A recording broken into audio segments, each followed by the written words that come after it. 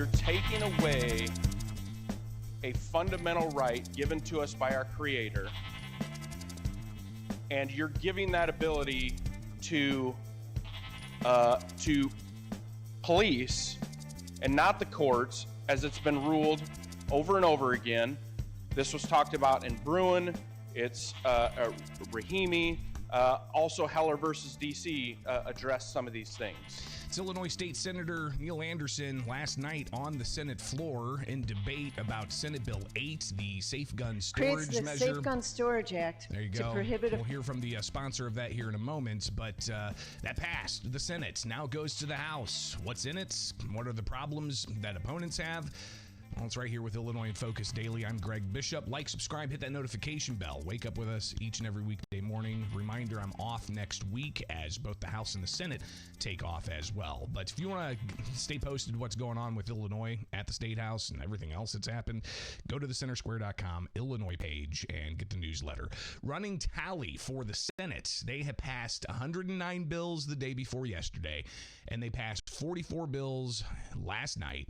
So you're talking 153 measures that the Illinois Senate has passed so far this week, with today, Friday, being the bill deadline to get stuff over to the House. Now, the House has been super busy. They've passed 345 bills since they came in Monday. Again, today's the deadline. They will obviously be back at 9 o'clock with more floor action. Altogether, both the House and the Senate have passed 498 bills from one chamber to the next. 498 bills from one chamber to the next. We'll see just how many more they get today. Again, that's why you need to get over to thecentersquare.com and stay up to date on the stuff that's really going to impact you. But let's get to this. The Safe Storage Act, the Safe Gun Storage Measure, Senate Bill 8, lopsided support. You've got like 700 people that have supported it, and then you had like 3,500 that opposed it, if not more. At least those who officially filed witness slips with the Illinois General Assembly website. But here is State Senator Laura Ellman. She lays out some of the particulars about this measure. Creates the Safe Gun Storage Act to prohibit a firearm owner from storing or keeping any firearm in any premises where the firearm owner knows or reasonably should know that a minor, an at-risk person, or a prohibited person is likely to gain access to that firearm.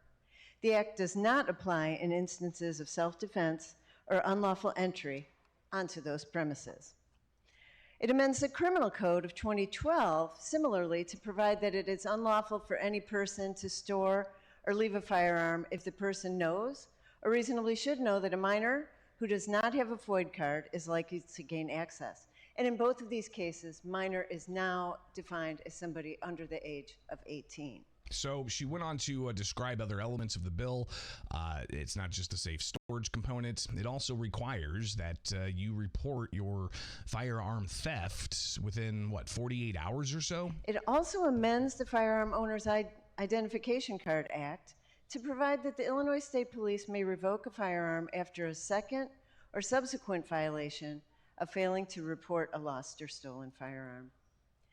It also amends that act to provide that the Internet database of firearm owner identification card owners must include a written notice of their obligation to report that within 48 hours of the loss, within 48 hours of the loss or theft.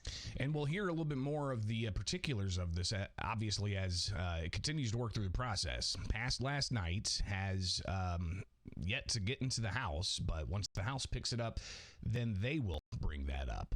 But that measure in the Senate, it passed late yesterday. I think it was like 6 or 6:30 or so when it actually was brought up. And that's after the Senate was supposed to go in at, I think, like 10 o'clock yesterday morning.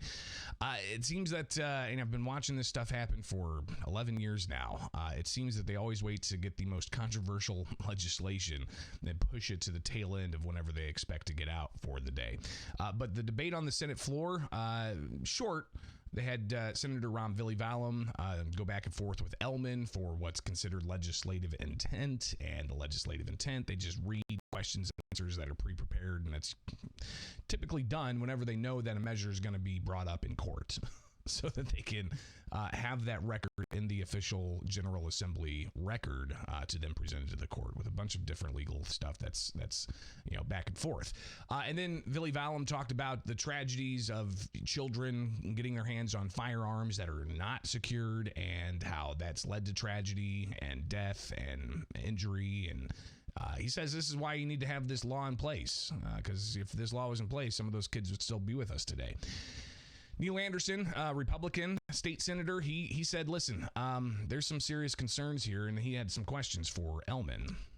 So in your Amendment 3, it takes out the automatic revocation of FOID card, but still retains the ability for state police to revoke a FOID card under Section 8 of the FOID Act. So if someone doesn't report a stolen firearm, whether it's out of their house or their car or wherever,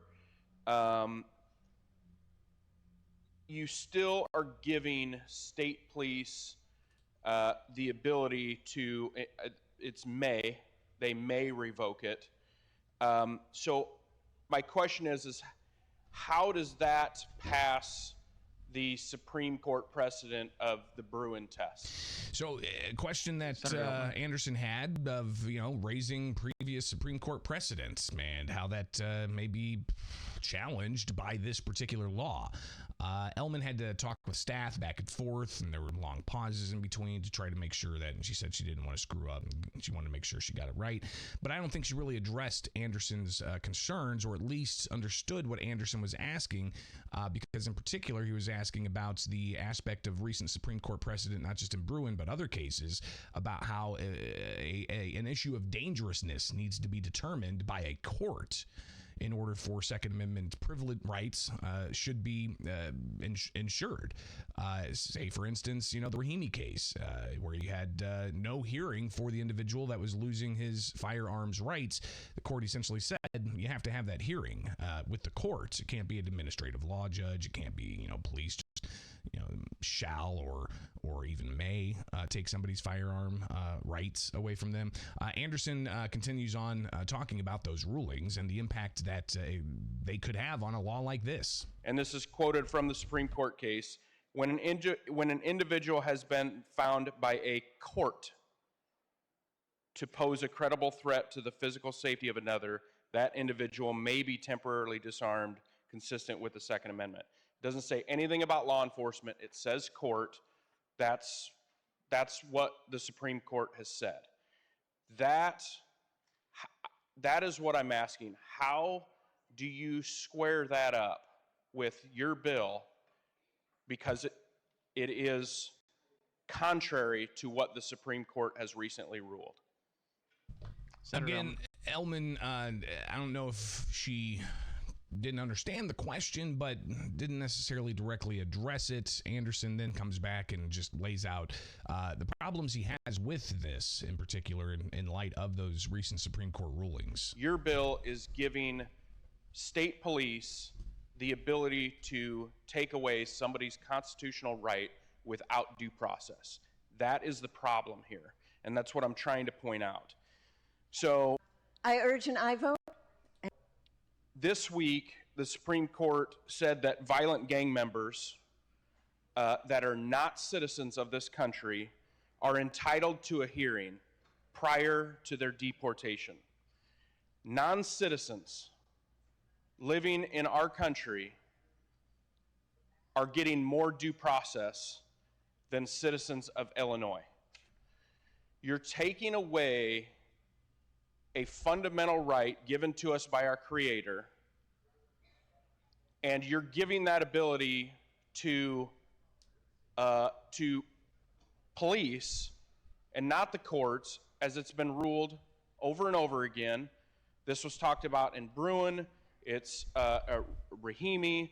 Also, Heller versus DC addressed some of these things. So Anderson went on from there, saying that instead of something like this safe storage bill that could ultimately lead to people having their Second Amendment rights taken away just by police without a hearing, is problematic. And he said, instead of that, let's go ahead and support Anderson's bill, which requires gun safety education in schools.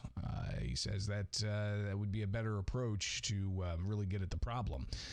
And regardless of all of that, he said that it's likely none of what he had to say had to matter at all to the majority in the Illinois Senate. Opposed, nay. The voting is open. Have all voted who wish? Have all voted who wish? Have all voted who wish? Take the record on that question. There are 33 voting yea, 19 voting nay, none voting present. And Senate Bill 8, having received the required constitutional majority, is declared passed. So there you go. It passed last night in the Illinois Senate. Now the safe gun storage bill goes to the Illinois House. It's Illinois in Focus Daily. Like, subscribe, hit that notification bell, and get this and other shows at the Center Square on YouTube, and get the headlines in your inbox. And if you ever want to get the podcast, go check it out. Just search Illinois in Focus.